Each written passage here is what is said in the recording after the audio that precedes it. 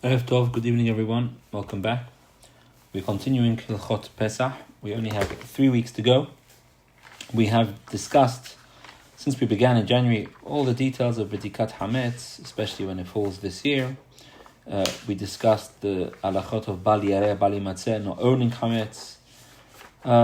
Then also the laws of Erev Pesach, Rosh Hashanah and Shabbat, how to destroy Hametz, what happens if you find Hametz in your house on Pesach, and different mixtures of Hametz.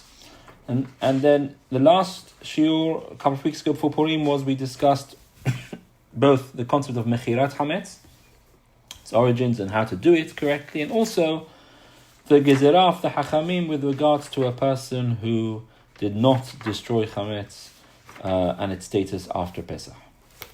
Now we come to a very important chapter, one of the most important chapters, because it's very practical, and that is Siman Taf Nun Aleph 551, which is Dinei Hag'alat Kelim Ubo Chaf Zayin Seifim 451, 27 parts to this. We're not going to learn every halacha in this because some of them are old-fashioned utensils which are not so relevant anymore, but we will certainly be learning the main principles. And trust me when I say this, if you understand what we learn in this chapter tonight and next week, Pesach gets much, much easier. Because much of the things people do when they're kashering their kitchen is because they simply don't understand the correct way of doing it, and what needs to be done, what doesn't need to be done.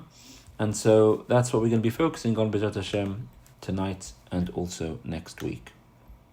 So I am going to post on the chat, I'll just post the link for the Sefaria page if you wish to follow inside, if you don't have a copy in front of you. So here it is. Okay. So before we see inside, I have to lay out a number of important principles through which we can understand the halachot which we're going to be learning tonight. So let's start all from the beginning. There are 2 places in the Torah where we find the concept of Hag'alat Kelim. One of them is in Parashat Tzav, which we're going to read in a couple of weeks' time. So I'm just going to share the screen, and you'll see the pasuk in Parashat Tzav, where the Torah tells us,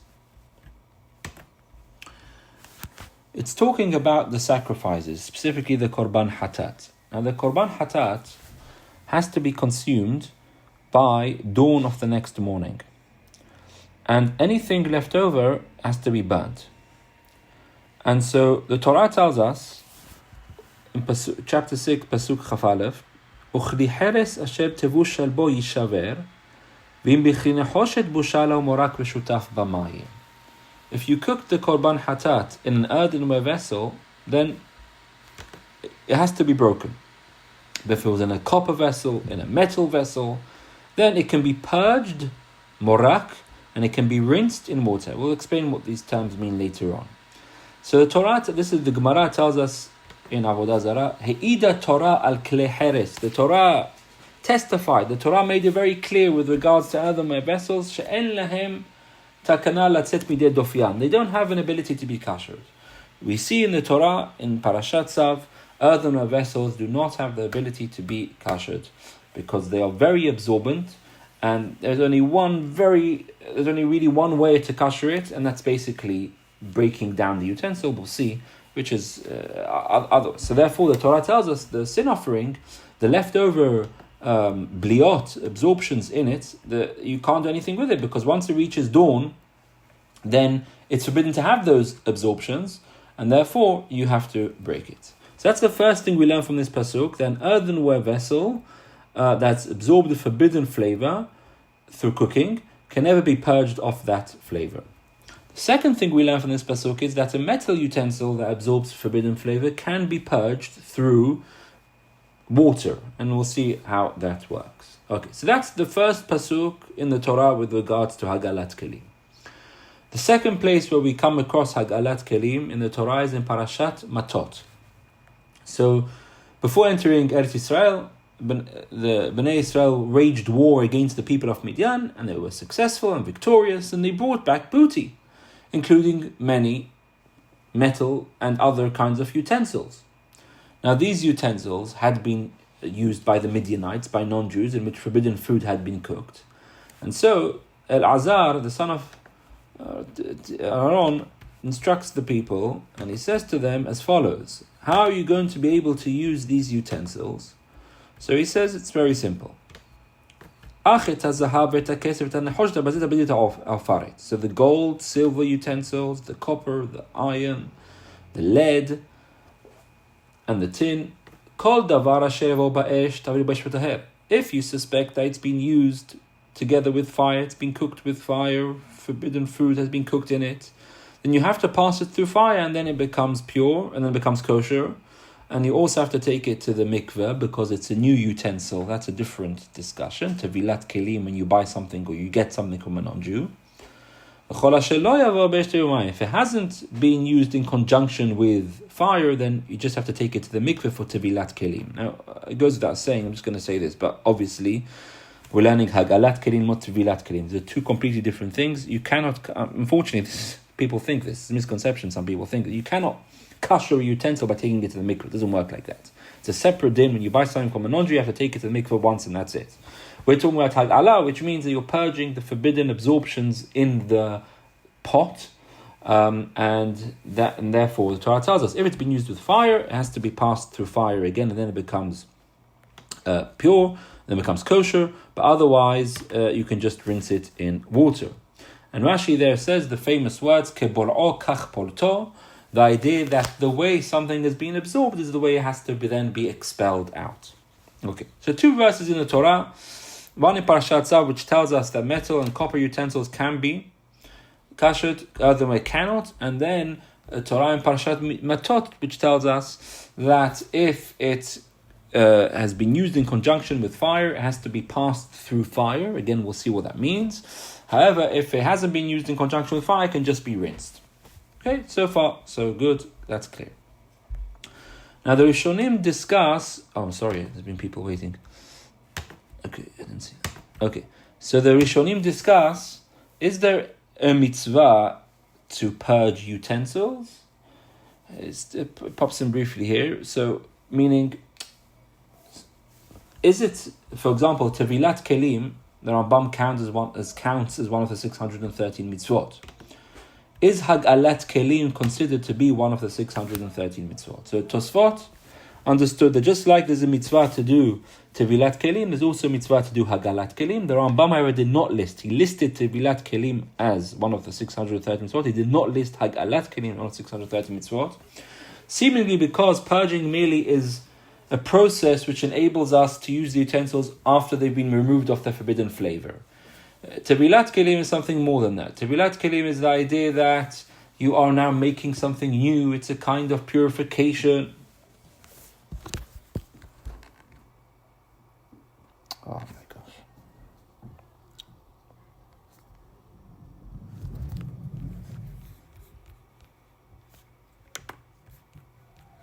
Recording in progress. Let's try to connect to another network. Sorry, I did try to reset it today before, because I know we've been having these issues.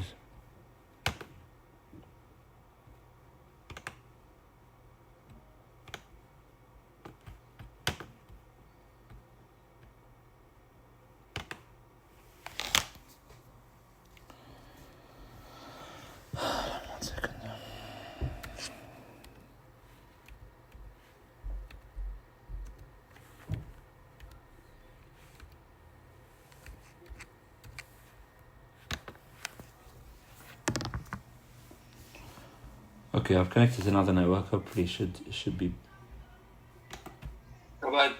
Sorry, I've connected to another network now. It should be better now. Okay, I don't know how much you heard, but just to conclude, Rambam held it's not. Tevilat Kelim is a proactive mitzvah where you are now making something usable for Jewish people. You're changing the status of it. Therefore, it counts one of the mitzvot. Hag'alat Kelim is merely removing something. It's taking something away, and therefore, it didn't count on the mitzvot. Okay, just to bear in mind, according to some Rishonim, actually we are engaged in, not just, It's not just a hechsher mitzvah, preparation to be able to use the utensils. Actually, when you do Hag'alat Kelim, it is a mitzvah that we're engaging in. And what flows from this is whether beracha is recited on Hag'alat Kelim. The consensus is no beracha is recited, because again, the same idea which we've said, it's simply a way to extract something forbidden which is preventing you from using it. Right? Okay, so that's why we don't say beracha on it. In practice, we don't say beracha, although it could even be a mitzvah when we engage in Hag'alat Kelim. Now, the next major principle which will come up throughout this chapter is the difference between Libun and Hag'alah. Okay, these are two, we call it Hag'alat Kelim because the majority of utensils you do Hag'alah through, but some utensils actually Hag'alah is insufficient. You need to do Libun. What is the difference between Libun and Hag'alah? Libun, in the Gemara, in the technical sense, means to burn a utensil in such an intense fire until sparks fly from it. That's the classic definition of Libun, that sparks fly from it. Yeah, now, we don't do that nowadays. The equivalent of that nowadays, the poskim write, is if something is such a high temperature that it becomes red hot. Red hot is considered that it would, in the old utensils, would be something which sparks would fly from it, and that's Libun. I'll quickly say there are two kinds of, for us Faradim, it doesn't really make a difference. There are two kinds of Libun, what's called Libun Hamur and Libun Kal. Libun Hamur meaning a more severe one, Libun Kal a less severe one. Generally, we Sfaradim holds anything which needs Libun Hamur.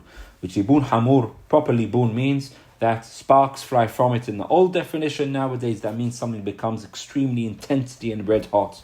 That's what Libun is. Now, Libun has to be done with some things, we'll discuss in a moment. Hag'alah, however, means you immerse the utensils into boiling water. And that means that the entire utensil has to go in. Does it have to go in? This is a major difference between Tevilat Kelim and Hag'alat Kelim. Tevilat Kelim, you have to immerse it in one go. Just like a woman who goes to the mikveh has to go in one go. Every single part of it has to go in one go. You can't do half the body and then other body. So too, you can't do Tevilat Kelim, half a kli and then do the other half. Hag'alat Kelim, you can. It's absolutely fine. You dip in half the part, do half the cutlery, and then dip in the other side. That's fine. It's a different process. You can dip it in half. But that essentially means Hag'alah is that you don't have to have spark fire. You don't have to have it boiling hot or red hot. All you have to have is that it's immersed into something which is boiling hot from the fire. And there's a major difference between these two processes because Libun, the Hachamim explain. Can everyone hear me clearly? Can everyone hear me clearly? Not really. You're breaking up a little bit.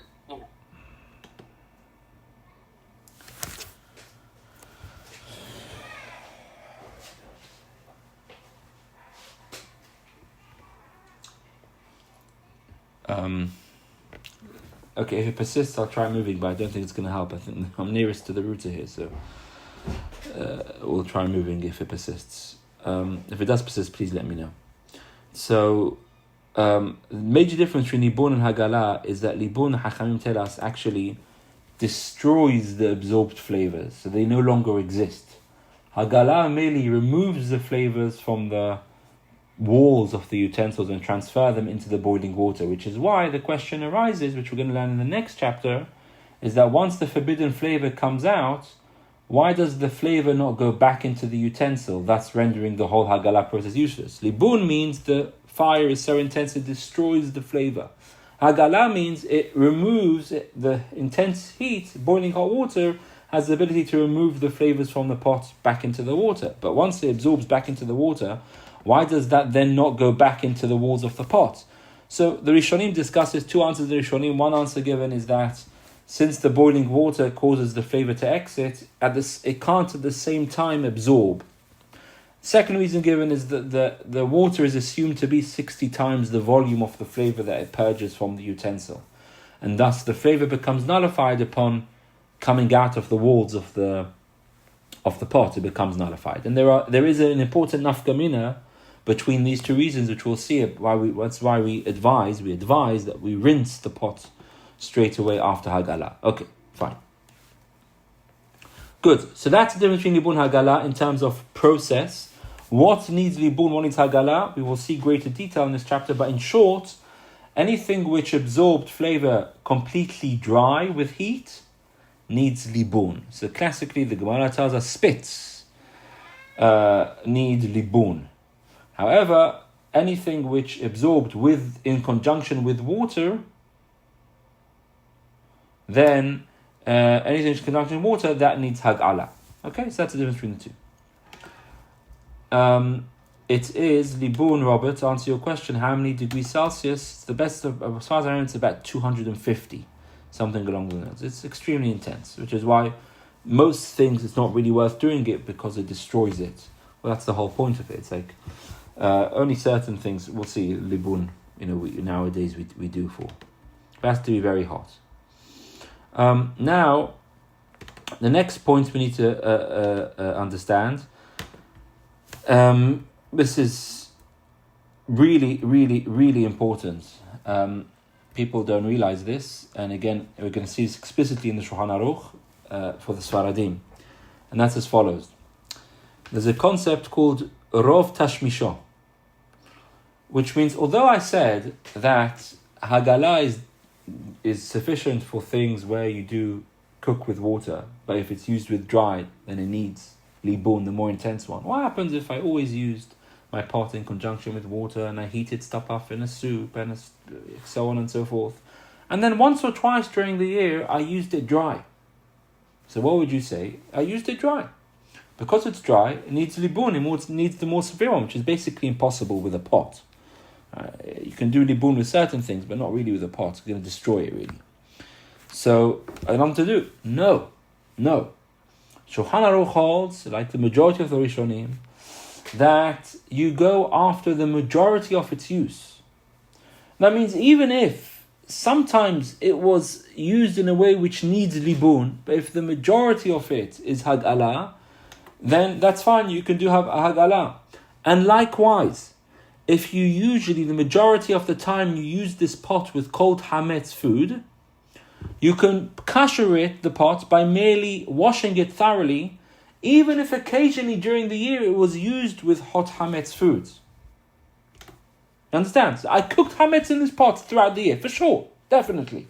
But that was once, twice, 3 times. Majority of the time I use this pot for cold stuff. It's fine. You can just wash it out. It's absorbed hot food. There are forbidden absorptions in it. So here's the Rishonim explain, because the whole concept of Hag'alat Kelim after 24 hours is only from the Hachamim. From the Torah, we call this Rov Tashmisho. From the Torah, Rov means majority, Tashmish its use, majority of its use. From the Torah, after 24 hours, you're allowed to cook in that pot. From the Torah's perspective, non-kosher food was cooked in the pot. You wait 24 hours, you can now go and use it freely, because it's noten ta'am lifgam. The flavor which comes out of the walls of the pot is no longer a beneficial flavor. Only within 24 hours it has some kind of benefit. But after 24 hours it hasn't really got much benefit. And therefore the Hachamim said, because this is a whole rabbinic decree, only when this is the majority of the time it's used with this kind of way.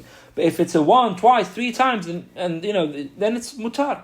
It's fine. So this is really important. The concept of rov tashmishah, the majority of its use. So theoretically speaking, you can have a situation where you use on Pesach utensils which have been used with hot hametz during the year, and you don't kasher it. You just clean it and wash it, and that's fine. And that would be in a case where you've used it on the odd occasion with hametz. The majority is not hametz, then it's mutar. Okay, good. Next principle, we've got 3 more principles, and then we'll get to the Shulchan Aruch, and then I'll take questions as well. Next major concept, which appears throughout the chapter, is the concept of isura bala or hetera bala. Did it absorb something forbidden or did it absorb something permissible? Let me explain what this means. This is a big mahloket rishonim. Basically, the Gemara, we've said that anything used with dry has to go through libun.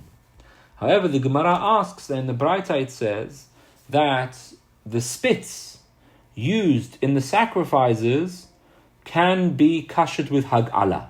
Now, these are spits, these are dry. How can Hag'alah work for these spits? Contradiction. Answers the Gemara, different. When do we say that you need libun with dry stuff? That's when something forbidden was absorbed, i.e. at the time it was absorbed, it was already forbidden, i.e. you cooked non-kosher food on a dry setting. So then at the time the utensil is absorbing, it's absorbing forbidden food. That's a more severe situation. Then you need libun. But even if you're cooking only in a dry setting, but it's absorbing something permissible, then when you come to kashrut Hag'alah, it suffices. So the sacrifices, at the time you cook the meat of the sacrifices in the pots, it was fine, only because you not have to eat the sacrifice within 24 by the next morning. That's why it becomes forbidden in 24 hours, not now. Now it's permissible. Now it's hetera bala, it absorbed permissible food. Even if it's dry, then you can rely on Hag'alah. So now, the major that's the Gemara. That's clear, it's undisputed, everyone agrees to that. The question though is, how do we view Hametz? On the one hand, you can say, at the time during the year when it was absorbed permissibly. And therefore, it should be status of hetera bala. And that would mean that you never need to do libun for Pesach. Never. You can forget about libun. Why? Because what are you kashering for from Hametz? The Hametz is hetera bala. If at the time it was absorbed in a permissible way. And therefore, it's fine. This is how Rabbeinu Tam held. The great Rabbeinu Tam Tosafot held that all Hametz is hetera bala. And therefore for Rabbeinu Tam, you never need to do libun over Pesach. Even dry foods. Because the Hametz absorbed during the year was absorbed in permissible fashion. Because absorbed in permissible fashion, even if it was completely dry where normally you'd libun, Hag'alah suffices. The Rif, however, disagreed. And the Rif held that no, Hametz, because on Pesach it becomes forbidden, it has a status of it's absorbed forbidden food because it will be forbidden. Therefore, it's considered it's absorbed. It's not like the sacrifices where now it's absorbed, it's totally fine. It's the time of 24 till the next morning which makes it forbidden. Hametz, however, is something it happens to be you're cooking now during the year when it's permissible to cook Hametz. But really, if it was cooked at the wrong time, it would be absorbing something forbidden. Therefore, the Rif held the Hametz is considered Isura Bala. It's different to the sacrifices. It's absorbed something forbidden, and thus you need to do libun on dry foods. Shulchan Aruch, we will see tonight, follows the Rif. But Mishnah Berurah points this out, and all the poskim point this out. Rabbeinu Tam is still a significant opinion, and many hold like him as well. Whenever there is another doubt, we can add it in. And this is why many things where we have a doubt where there needs libun or Hag'alah, we can be lenient and say Hag'alah suffices, because it could be that you never need to do libun at all. So that's a major point which comes out throughout the chapter. We will see this many instances throughout the chapter where we're lenient because of this combination. And finally, which we all know, I think, but I'll quickly repeat, is that we need to know the definitions of the things we're going to be talking about. Kli Rishon, of course, is the pot which was cooked on the fire and is still boiling. So when you cook food in a pot on the stove, that's called Kli Rishon, and that absorbs completely in the walls of the pot. Even if it's no longer on the fire, but it's still roteach, it's still boiling hot. Boiling hot is, as we know, yad soledet bo, which is about 45 degrees or so. That absorbs even if it's off the fire. Irui Kli Rishon, pouring from a Kli Rishon, is a mahloket Rishonim, the Rashbam and the Rabbeinu Tam, whether it forbids at all. We are in Shabbat and Kashrut, we always hold that a Irui Kli Rishon has the ability to cook, but it can only cook a k'dei klipa, a peel. It can't completely, yes. If you pour it from a forbidden pot onto a dish, onto a piece of meat, so because it's been poured from a Kli Rishon, you would have to peel off the top layer of the meat, and then you could eat the rest, even though it's non-kosher food. But if you put that piece of meat into a Kli Rishon, the whole thing becomes asur because it becomes completely absorbed. A Rui Kli Rishon cooks, we hold, Kedei Klipa, the man's peel. Kli Sheni means a second utensil, which means that it wasn't cooked on the fire, it was transferred from a pot which was cooked on the fire. Certainly on Shabbat we hold Kli Sheni and Om Mevashel. When it comes to Pesach, however, we are slightly stricter. and we hold that it is to a certain extent mivashel, and we'll see the details of that in If Vav this evening. Okay, those are the principles. To summarize the principles, I'll take some questions. We've seen the pasuk in Parashat Tzav, which tells us about earthenware cannot be. We saw in Parashat Midian, we saw in Parashat Matot, we saw in Parashat Matot, we saw in Parashat Matot we saw that you need to purge, do a certain kashering process.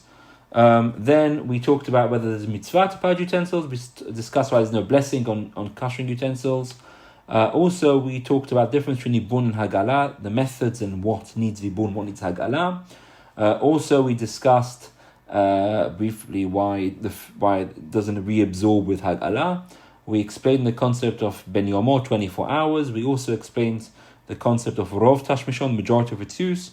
We explained the concept of absorbing permissible things, absorbing forbidden things, and Hametz is a mahloket Rishonim, whether it's considered permissible or forbidden. And we are strict about this in the first instance, and also difference between Kli Rishon, Ilui Kli Rishon, and Kli Sheni. Okay, those are the main principles. Having said all of that, we're going to now dive into the Shulchan Aruch and see this.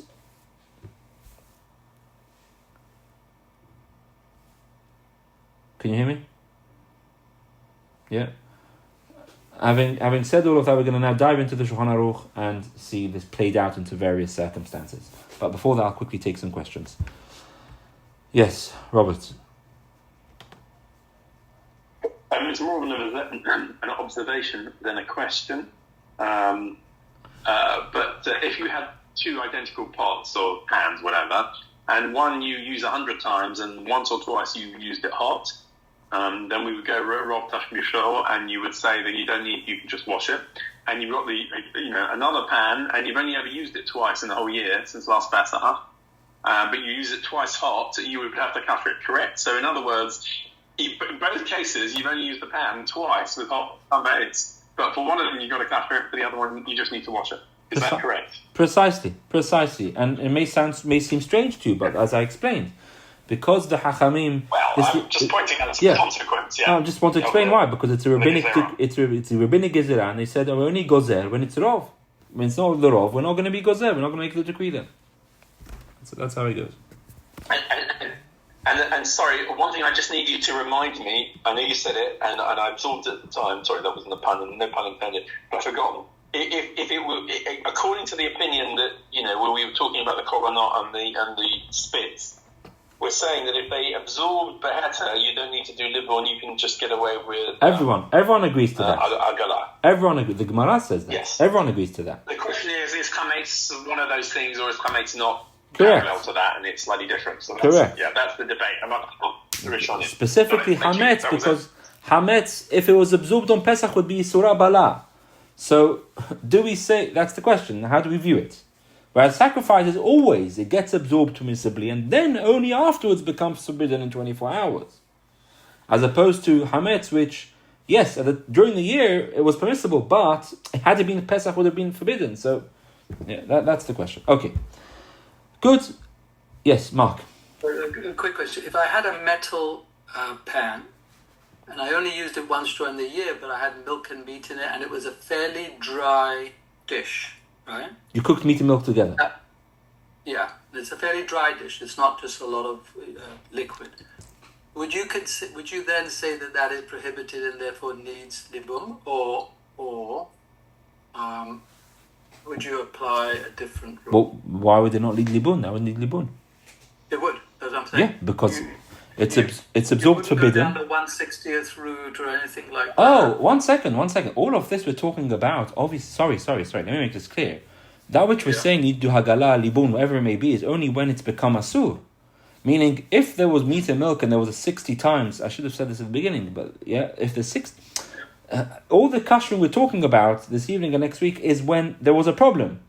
If there was a drop of milk which fell into meat and it's 60 times more meat or vice versa, then it never became non-kosher in the first place. Of course, you don't have to do anything.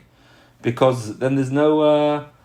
this is only when there was a forbidden mixture cooked in this pot. Then all the details we're discussing are applicable. Okay. With that said, let's dive into Siman Tafnun Aleph. I've posted the link on the chat. Let's go. Dinei Hag'alat Kelim ubo chav zayin seifim. Seif Aleph. Kederot shel heres shenishtamesh b'hem hametz kol hashana. Earthenware pots which you used with hametz during the year.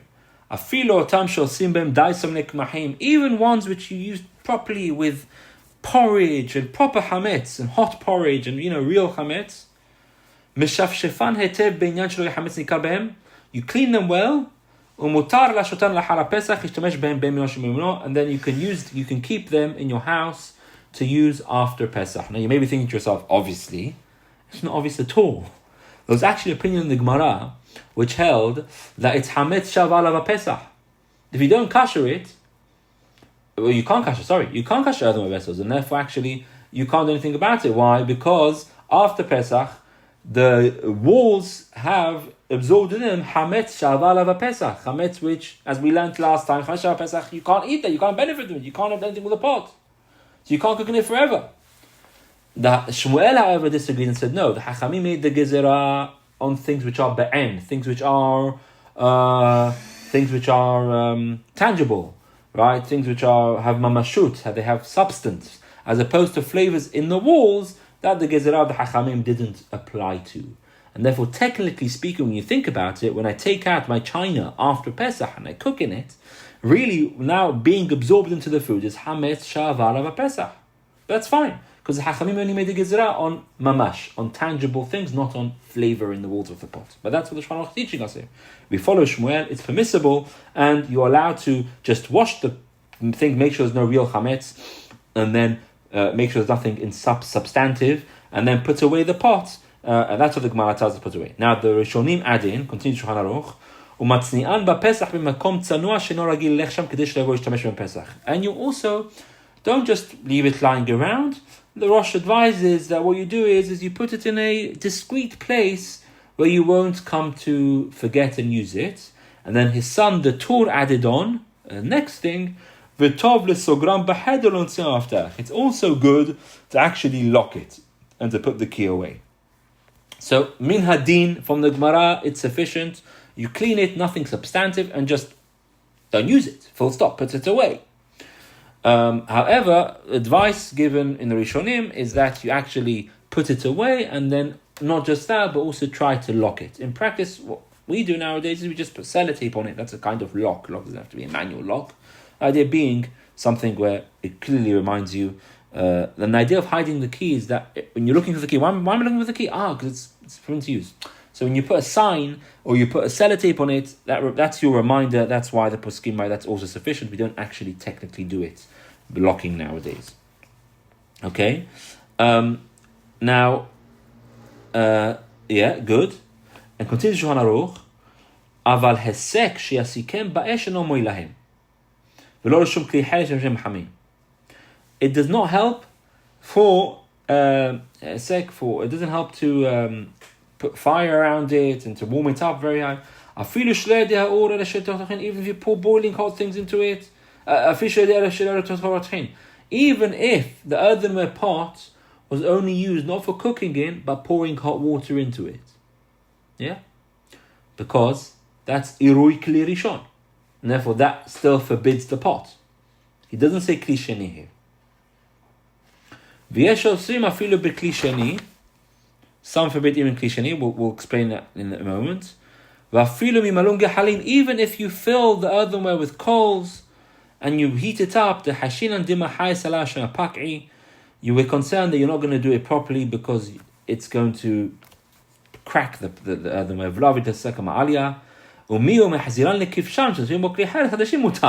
The way you can kash an earthenware pot is you put it back in the fireplace, i.e. reconstitute it. But just into oven, into a pot, doesn't work, full stop. Okay? So this is the din of earthenware, which we said at the beginning. Earthenware cannot be kashered if it became asur. How did it become asur?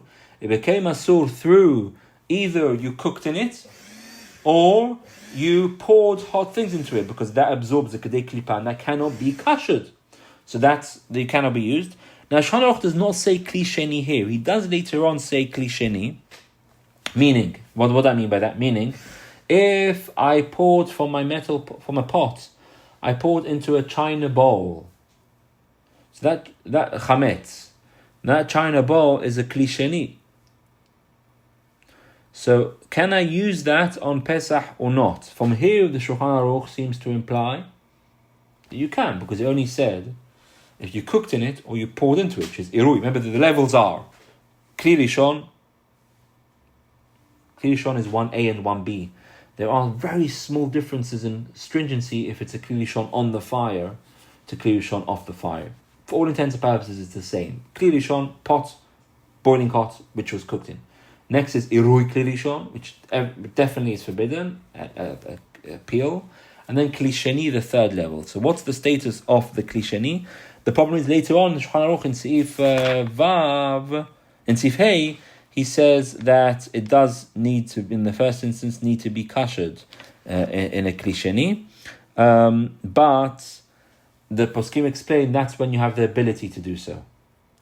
With the Kli Heres, strictly speaking, Maran holds that because Kli Sheni is a kind of humrah, therefore Kli Heres, where you're not going to have the opportunity to kasher it, you can use earthenware and china, which on Pesach, if it was only used in a Kli Sheni during the year.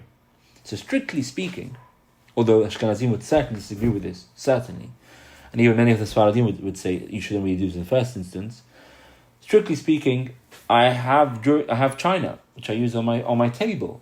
Now you don't use, I have china on the table. And I've poured hametz into it, or done all kinds of things into it. Strictly speaking, there would be grounds to say that's permissible to use that on Pesach just by washing it. Why? Because it's Kli Sheni, and there's no other way to kasher it, so you can't even think about it. As opposed to the things which we're going to learn, where you can kasher it. So yeah. Okay, does that make sense? Good. The Rama adds a very important point, which actually comes from Shulchan Aruch in Hilchot Kashrut. Says the Rama, Kol kli hatzarich libun o Hag'alah, asur lishtamesh bo afilu tzonen belo hechsher. Anything which needs to be kashered, you can't use it in conjunction with cold.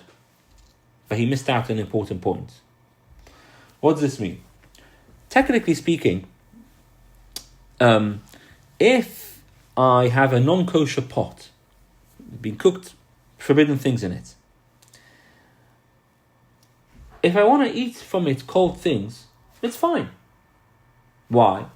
Because it's cold. It can't. What's our problem with the pot? The problem with the pot is it's a clean pot now. The problem with the pot is it's got within the walls. It's got non-kosher absorptions, but those absorptions can only be expelled with heat. If it's cold, it's mutar, it's permissible. So strictly speaking, I should be able to eat my cold salad in a completely non-kosher bowl or non-kosher pot. However, we're told you don't. The Shulchan Aruch is posek. We don't do this. We don't do this. Why? Because we're concerned you'll forget. You're using it with your food with cold stuff, and you'll come to cooking it, and that's asur. But he says, b'derech aray mutar, meaning on a one-off occasion it's permissible.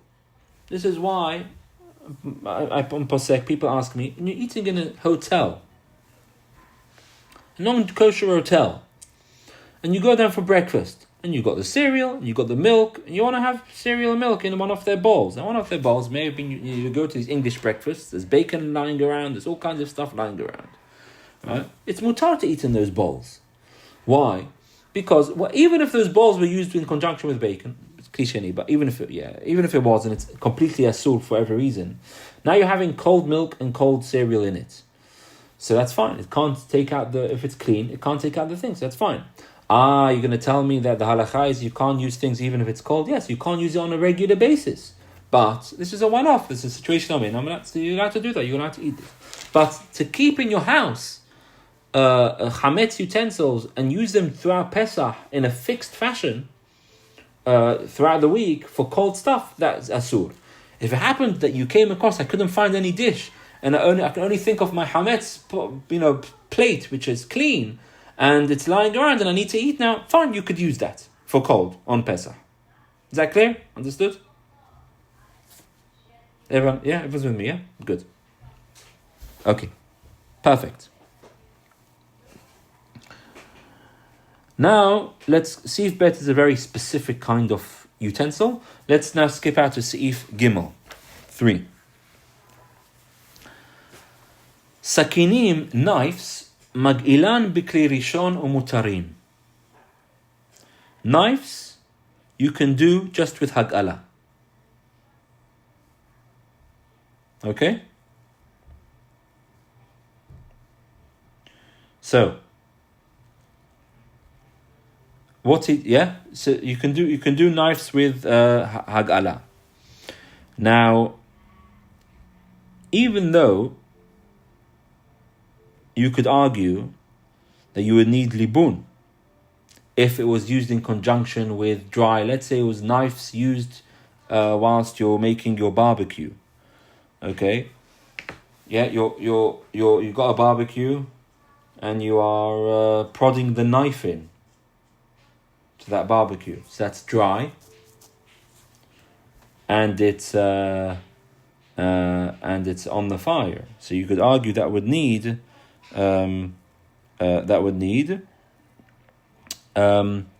so here he's posek, it's still permissible.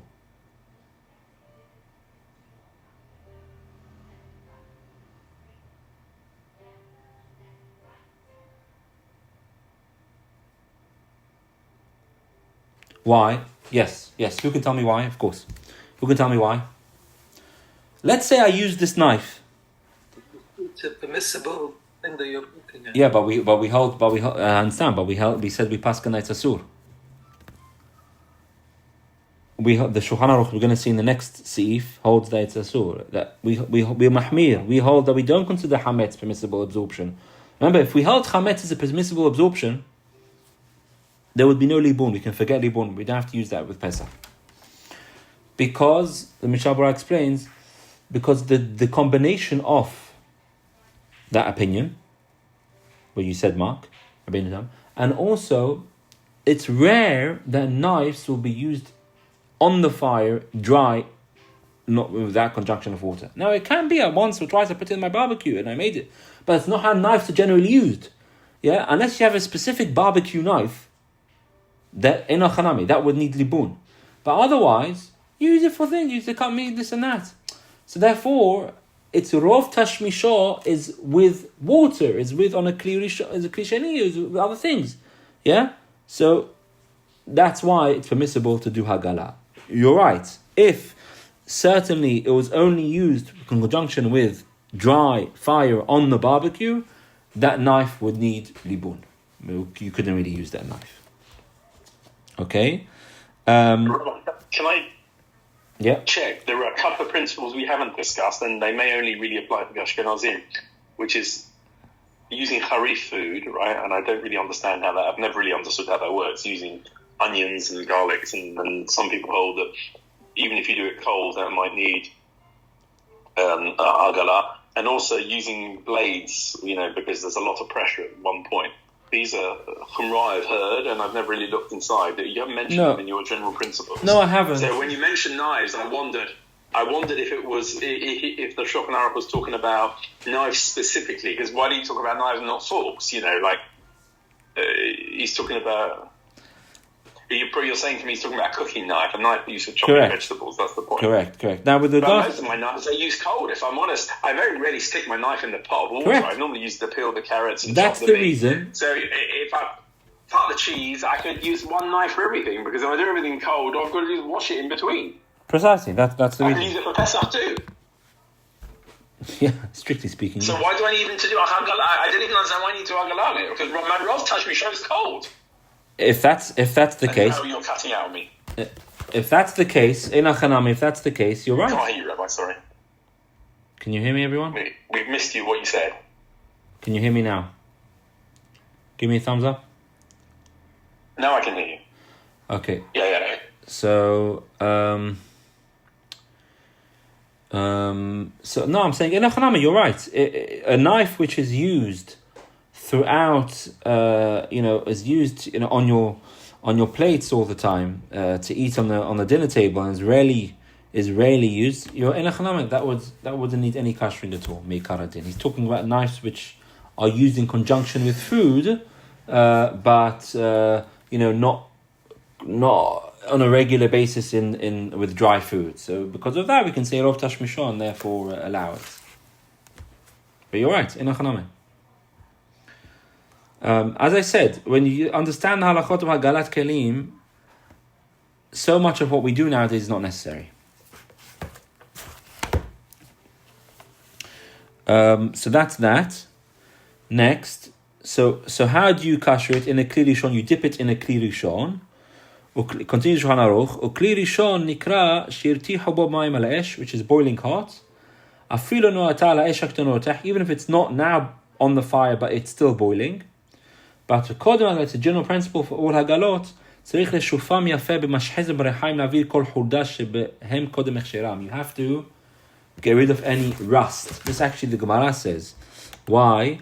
Because it says in the pasuk in Parshat Midyan, it says, Ach et hazahav et hakasef. Ach. You mean ach is a limitation. You have to be doing the Hag'alah only to the gold. If you're doing it on rusty bits, then it's not on the gold, it's on the rust. So you have to therefore before doing Hag'alah, you have to get rid of any rust, which is why if you have very rusty pots, you can't really do Hag'alah. Continue to Shulchan Aruch. If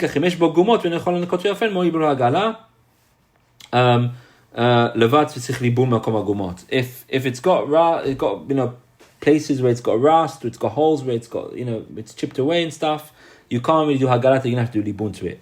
In practice, this means that if you have rust on your pots and you can't clean it off, then you need to actually give up. You can't really do kashering to it in a situation where it needs kashering. What precisely as what we do nowadays with Hag'alah is not necessary. Okay, I'll answer at the end or next week. Yeah, that's when we learn all the things together. You'll see how we can put it all together. Okay. Fine. Okay, good. Any questions out of that clear? Now, Daled. This is the Rov Tashmisho which we saw. Daled. Kelim shmishtamshim bahem al ha'ur. Things which you use on the fire, on the naked fire. Kigon shfudim, vaskalot, spits. Tzrichim, libun. They need libun. So that's not like Rabbeinu Tam. If it was the Rabbeinu Tam, so you never need libun for Pesach. No, but he's being mahmir here. Full stop. Now, if those have Mishnah Berurah, you should really see it inside. But if not, I'll read out to you. He explains the Mahloket Rishonim, and he ends off Mishnah Berurah 28. Ulezei skim rav poskim. Majority hold like the Rif. V'al ken pasaka mehaber kavatar. Therefore, Shulchan Aruch followed him. Umikol makom en lilmod b'din zen kot acherim. But you can't extrapolate from this other places. Delifamim heicha shesh od tzadim la'aken mitzarfin gam ezer datish priskin sucham mitzvah. Whenever there's another something else to be lenient, we add it in. So don't think every situation is always considered hametz is absorbed, forbidden. The default is that we follow the Shulchan Aruch like a Rif. That the default is it's absorbed, forbidden. But when there's other reasons to be lenient, we can add in Rabbeinu Tam and consider hametz to be hetera bala, absorbed, permissible things. So that's really, really important point, which the Ashkenazim hold as well, that you can add in this opinion of Rabbeinu Tam when it's necessary. Okay, good. Continues Maran. Valibun hu ad shonitzotzot nitazin mehem. Libun means that sparks fly out from it. Like we said, nowadays we are, we take on that. That means red hot. This is why I was telling. Now the Rama is why I was telling you earlier on the concept of libun kal. ויש מקילין אם מתלבן כל כך שלא נשרף עליו, שקש נשרף עליו מבחוץ. There's another kind of libun where, can everyone hear me? Unstable, can you hear me? Thumbs up? Yeah. Okay, so another kind of libun where the kash, if you heat it inside and it's hot enough that straw on the outside can get burnt, apparently that's a higher degree, it's a lower degree than the intense heat. Some say that's permissible. That's libun kal. We don't hold that. We Sfaradim hold, but you need libun, sparks, red hot. And the Rama himself says, Noagin kisvara yishona b'chol dvash libun. We follow the Shulchan Aruch that it has to be sparks. אבל דבר שדינו בהגלה, רק שיש פה סדקים, ושמחים יומנו, מסגים לקרוא זה. When you've got a doubt, whether it's Hag'alah or Libun, or it's a little bit, you can, like a rusty bit, you can rely on this opinion to do it on the little bits, maybe. Okay, that's just, you should know, the concept of Libun Kal and Libun Hamur comes from this Ramah. Okay, so there is Libun, which is in the Gemara, Hag'alah in the Gemara, and there's this distinction between Libun Hamur and Libun Kal here in the Ramah. Good? Is there a source for this Libun Kal in the Gemara? I mean, where does this come from? It's the Rishonim. Where does Ramah get this from? It's the Rishonim. The Rishonim learned from a contradiction of Libun. They wanted to say that there's different kinds of Libun. The Rambam rejects it. There's only one kind of Libun in the Rambam. There's no two kinds of Libun. There's not different things. Libun is Libun, Hag'alah is Hag'alah. Yeah. Sif Hey. We'll just make we can do this quickly. Yeah, we can do this. Sif Hey. Kelim shenishtamesh bahem b'hamin kefi tashmishan echsheran. Actually, you know what? Let's do C Vav. Let's do C Vav, and if we got time, we'll come back to Hey. Let's see C Vav. So skip out Sif Hey. Hey is important. We'll come to it. Let's do Vav. Kol keli holchin bo ahar rov tashmisho. We follow the majority of its use. Hilkach ke'arot. Bowls, which bowls are on the table, right? That's klisheni. Afal pi shemishfamim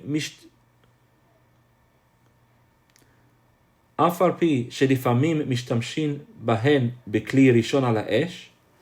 Even though sometimes it's used on the fire, kevan sherov tashmishan hu beirui sheme'areh alehen mikli rishon, kachu hechsheran.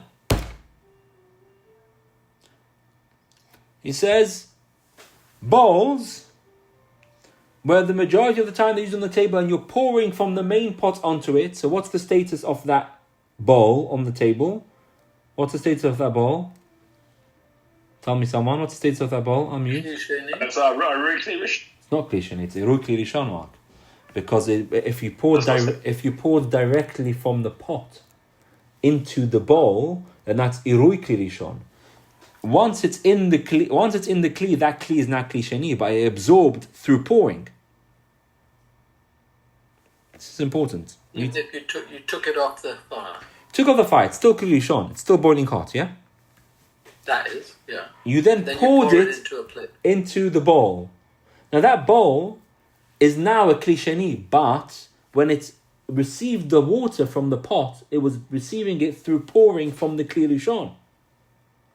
Okay. So therefore, that's irui kli rishon. So that's irui. So you can kasher that just by pouring on the hot water. Even though sometimes I put the bowl on the fire. Let's say it's a kind of bowl which is sufficient to be able to stay on the fire. Even though sometimes I put that bowl on the fire, still it's fine. Why? Because the majority of its use is on the irui. However, the Ramah says no, we don't follow this. V'yesh mahmirin la'ila karot b'krishon, but others disagree. V'chen ha'minhag v'chen b'chol davar shesh lahosh shema nishtamesh bo b'krishon k'kapot v'chadome lazeh. The Ramah goes even stricter. He says not only do we not rely on the rov tashmisho, but even if you're not 100% certain, but perhaps it was. So think about it. All cutlery really never needs kashering. Why? Because you're always going to use cutlery with the kli sheni. You prod your fork into food on the kli sheni because it's been poured from the pot. Yeah. When do you need? But perhaps you put the fork. You're checking the meat on the fire. You're checking to see if the food's cooked or not on the fire. Yeah, if you did that, then that's a kli rishon. That's going to need. But if most of the time you never do that with your cutlery, you've got specific forks and knives. Perhaps once or twice during the hour I was cooking and I did that, fine. The Ramah says, no, that's not fine. And not only is it not fine, if you have any doubt that perhaps during the year, once you prodded it in, you have to kasher it completely like it's a kli rishon. Hag'alah. You're going to have to dip it into the pot and do Hag'alah to it. Does that make sense? That's the Ramah. Yeah? And look at the next line. ויש מחמירים להגעיל כל כלי שתייה אף על פי שמשתמש בסונן. שלפעמים משתמשים בחמין. Right? I'll give you, Maor, you asked for an example. We have many examples. I'll give you a simple example. Having a new kosov for Kiddush on Pesach. There's absolutely no need to have a Kiddush cup for Pesach. Why? Let's go through it simply. What do we use Kiddush cup for? Cold grape juice. Okay, so what's the concern? Perhaps during the year, somehow it got mixed in with something hot, and someone drank their coffee in it on Shabbat morning. I don't know, something happened. So you're going to have to do Hag'alah to it. So Hag'alah, well, let's have a new cost for Pesach, and let's put on another expense and new cost for Pesach. But one second. But think about it, even if that happened, and even if you know that happens, you know someone did that during the year, so what? The Rav Tashmish, it's on. The Ramah says no. 1 second, let me finish. The Ramah says no. The Ramah says that you have to kasher even the things which are normally used with tzonen, because perhaps it was used during the year. Perhaps it was used during the year with hamim. And this is where the concept of kashering a kiddush cup or using a new kiddush cup comes from, because perhaps during the year it was used with hametz and with heat. But for us, there's no need for that. You can completely use your same Pesach cup, which Kiddush cup, which you use throughout the year on Pesach night, absolutely fine. Yes, Robert. No, I mean, my only observation was practically people do wash them up in the same bowl, hot bowl, with the thing that's have hametz on them. So I'm assuming, of course, the water is lower than you have to let it blow, or you've got soap in it, then you can get out of that. But correct. But, you know, it's highly unlikely. You're right. We only drink Kiddush cup, but people go. What people go what? Are you with us, Rabbi? People go what? What did you say? People. We'll continue, Robert. Yes. No, I was saying people wash it up or put it in the dishwasher and together with things that have had hot hametz. So maybe I say the chashash isn't just that it's been used for cold stuff, but you washed it up with all the. It was in the washing up bowl. I understand. And there was breadcrumbs and there was hot water. It's highly unlikely. This is why people. Highly unlikely that when you're washing up you're using Yad Soledet bar, unless you're using gloves. Because Yad Soledet bar means you get scolded. Yeah, unless it's... And also, by the way, if you put soap in it, that's also another header, right? Because dishwashers are fine. And dishwashers are fine, yeah, correct. But I'm just showing you, just continue. Says the Rama, this is the minhag that we do Hag'alat to them. Okay, fine. Okay, let's stop there. We'll come to Sifei next week and we'll continue, and then we'll finish the main points, and then we'll talk about some practical the things, dishwashers and microwaves and ovens nowadays. Next week will be much more. We'll finish the main. These are the main principles. There are a few more principles in the chapter. We'll finish them, and then we'll go through some practical scenarios. B'ezrat Hashem next Thursday. Next Thursday, last shiur before the clocks change, 6:45. And I'm going to B'ezrat Hashem. I'm going to try it over the weekend to sort out the connection. Okay, Shabbat Shalom, everyone. See you soon. You don't have to have a dishwasher for Shabbat, a dishwasher for Pesach. Definitely not.